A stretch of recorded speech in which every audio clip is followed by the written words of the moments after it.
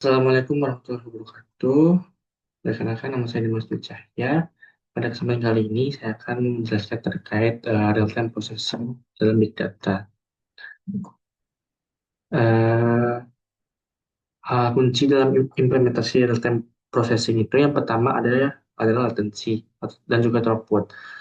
Latensi adalah seberapa cepat satu data bisa diolah dari satu ini saat ia masuk hingga menghasilkan output.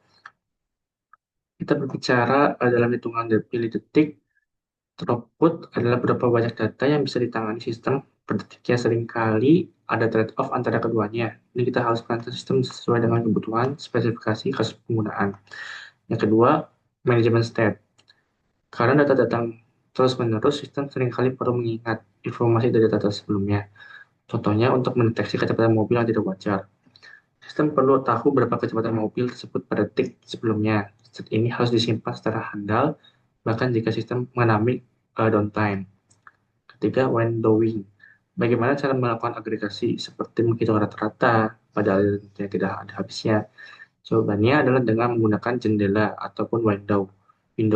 Kita bisa mengelompokkan data berdasarkan waktu, misalkan hitung jumlah transaksi setiap 5 menit, atau hitung rata-rata suhu dalam 1 menit terakhir, dihitung setiap 10 detik. Yang terakhir itu ketahanan dan juga konsistensi data. Sistem real time harus dirancang untuk tahan banting. Jika salah satu komponen gagal, maka sistem harus bisa pulih tanpa kehilangan data. Atau yang lebih ideal, tanpa mengolah data yang sama 2 kali, exactly on processing. Untuk penggunaan frameworknya, berbagai jenis data. Untuk real time, arsitektur seringkali terdiri di 2 bagian, message queue dan juga processing engine. Sebagai jalan tol, misalnya antrian pesan untuk menampung aliran data yang masuk, Apache Kafka adalah salah satu institusi yang paling banyak digunakan pada saat ini. Kafka mampu menangani jutaan pesan per detik dan cocok untuk semua jenis data, baik struktur, semi-struktur, dan juga tidak terstruktur. Untuk engine prosesnya, pilihan utama itu ada Apache Flink, Apache Spark Streaming, dan juga Kafka Stream. Dalam contoh diagram alurnya, saya memilih untuk terkait dengan expedition car tracking. Eh,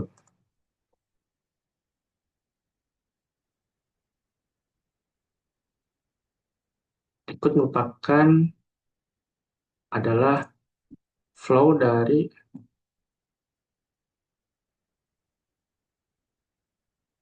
expedition car tracking. Penjelasannya yaitu yang pertama, GPS sensor mobil masuk dalam sistem.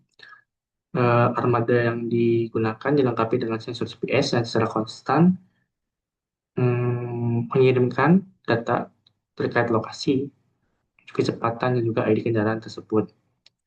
Lalu diintegrasikan dengan Apache Kafka, masuk ke Apache Kafka. Data dari ribuan mobil ini dialirkan dan masuk ke sebuah topik di Apache Kafka. Kafka ini akan bertindak sebagai buffer yang sangat scalable, memastikan tidak ada data yang hilang meskipun mengerjakan pengiriman. Selanjutnya ada real-time processing. Aplikasi dibangun menggunakan Apache Flink atau juga bisa pakai Spark Streaming, membaca data yang telah ditemukan, misalnya gudang tujuan atau area terlarang, dan lain sebagainya.